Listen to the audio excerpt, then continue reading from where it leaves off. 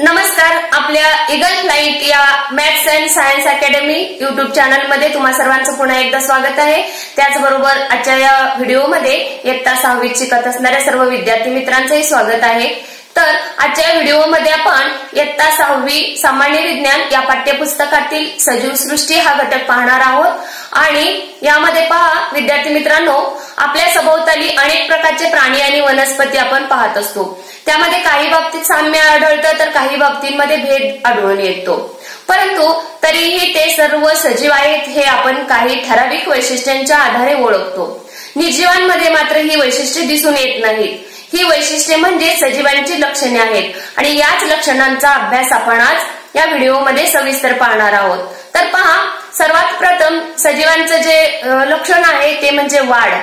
हे वाढ लक्षण कसं आहे, ते कसं ओळखायचं या बाबतीत आपण पाहू।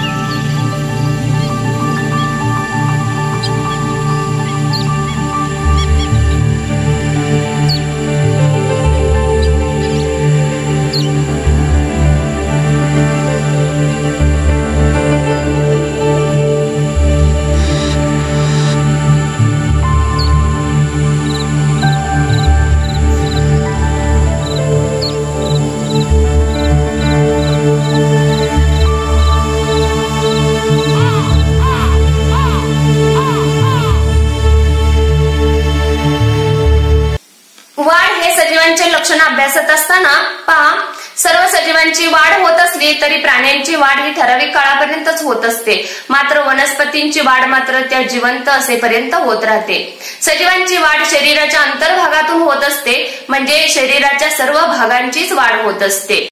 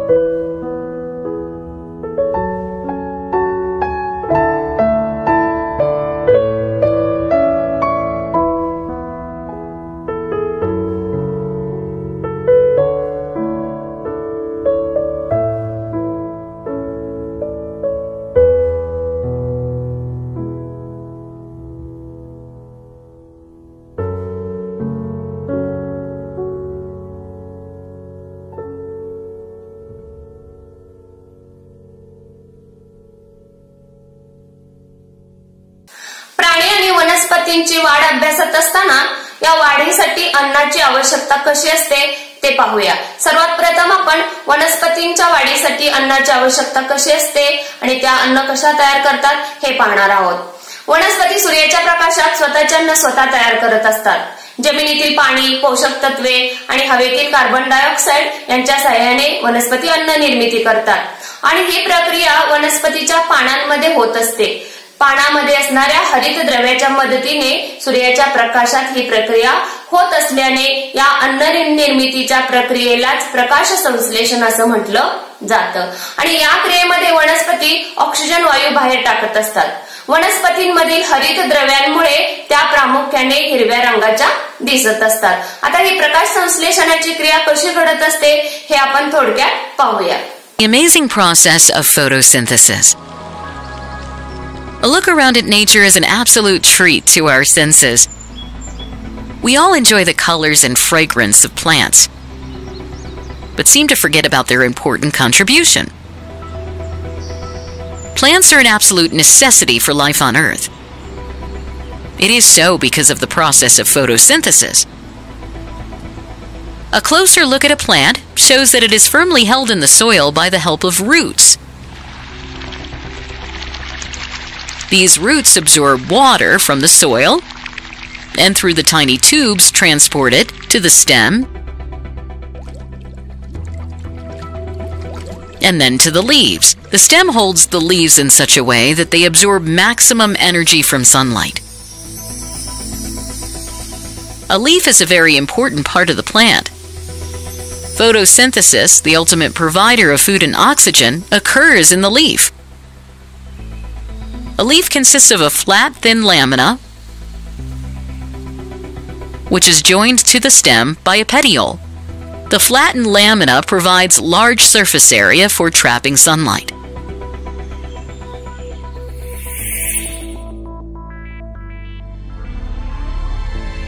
A cross-section of the leaf shows the upper and lower layers of cells, which are flat and irregular. Below the upper layer is the layer of tightly packed cells. These cells have specialized organelles called chloroplasts. Chloroplasts contain the pigment chlorophyll, which gives the green color to the leaf. The next layer has loosely arranged cells with large air spaces. The section also shows tubes specific for transporting the absorbed water into the leaves. The lower layer has many pores called stomata. Each stoma is surrounded by two guard cells, which regulate opening and closing of the stomata. A leaf absorbs carbon dioxide from the environment through these stomata, which after passing through air spaces, enter into the chlorophyll-containing cells.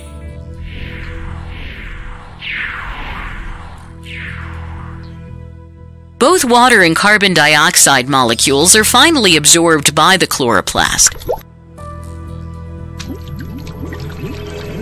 These chloroplasts also have the capacity for trapping energy from sunlight. And this energy is used to synthesize glucose and oxygen from carbon dioxide and water. These oxygen and glucose molecules diffuse out of the chloroplast.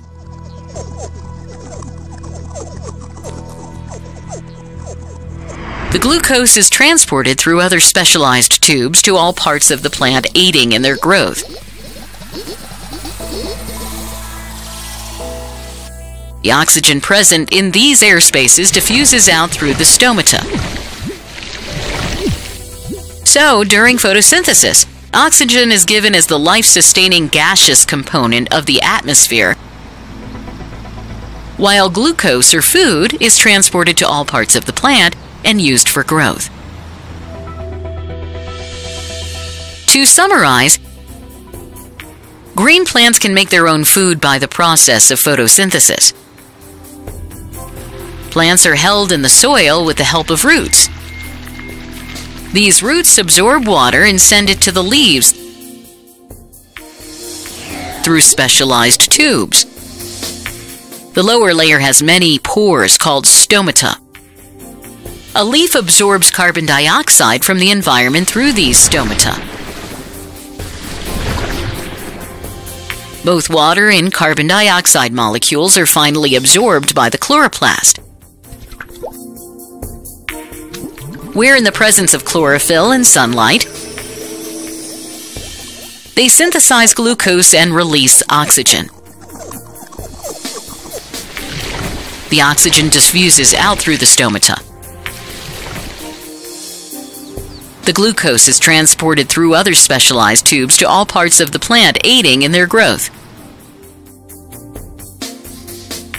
तर विद्यार्थी मित्रांनो, वनस्पती जसं स्वतःच अन्न स्वतः तयार करतात त्याप्रमाणे प्राण्यांना स्वतःच अन्न स्वतः तयार करता येत नाही, कारण त्यांच्यामध्ये हरितद्रव्य नसते आणि हे प्राणी त्यांच्या अन्नाचा शोध घेतात. शेळी, मेंढी, घोडा यासारखे प्राणी गवत खातात, तर वाघ, सिंहासारखे जंगली प्राणी वनस्पतींवर जगणाऱ्या प्राण्यांची शिकार करून अन्नाची गरज भागवत असतात. अन्नग्रहण आणि त्यामुळे होणारी वाढ हे सजीवांचे लक्षण आहे. All animals need air, food and water to live, grow, work and keep good health.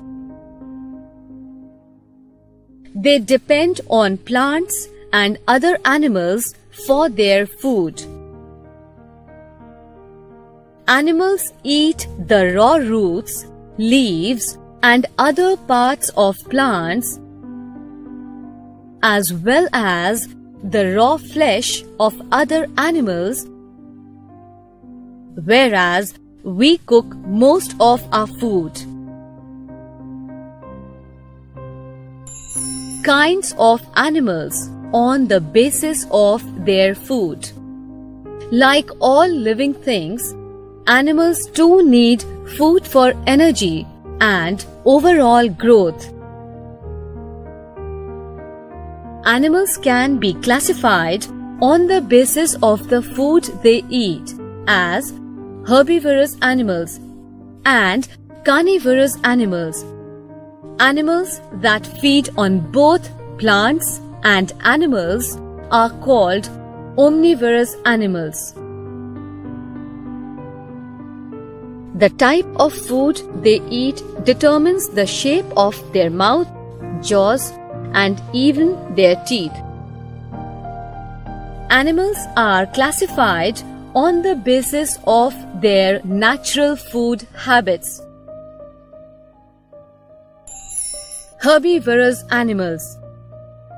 Animals that eat plants or grass are called herbivorous animals or herbivores. Cows, horses, goats, sheep, rabbits, etc. are some herbivorous animals or herbivores. Herbivores have flat teeth which help them in grinding the food. Carnivorous animals. Some animals hunt other animals for food and feed on their flesh. These are called carnivorous animals or flesh-eating animals or carnivores. Lions, tigers, cheetahs, and many wild animals are some carnivorous animals. Carnivores have long, sharp, and pointed teeth called canines that help to tear the flesh of their prey. They then use their grinding teeth to chew the raw meat and bones. Tigers and cats have a rough tongue which they use to lick off flesh attached to the bones of the prey. Omnivorous animals. Animals that eat both plants and other animals are called omnivorous animals or omnivores. For example, bear, crow, monkey, rat, and man. Scavengers. Animals that feed on dead animals are called scavengers. Hyena and jackals are scavengers. Scavengers rarely hunt for themselves. They feed on leftovers of dead animals killed by others. Nature has gifted all animals special body parts to help them catch and eat their food. Animals like frogs, snakes, and chameleons have a very long sticky tongue, which they use to catch insects from far. They do not have teeth and thus swallow their food all at a time. Rabbits, squirrels, and rats gnaw their food. Their front teeth are sharp and help them bite and cut hard and strong things like hard nuts, rough tree trunks, and so on. These animals mostly eat seeds and fruits. Mosquitoes, hummingbirds, and butterflies have a special long tube-like structure called proboscis, which they use as a straw to suck or draw blood from their prey. Butterflies suck nectar from flowers in the same way as we use a straw to have a cold drink. The proboscis is coiled up when not in use.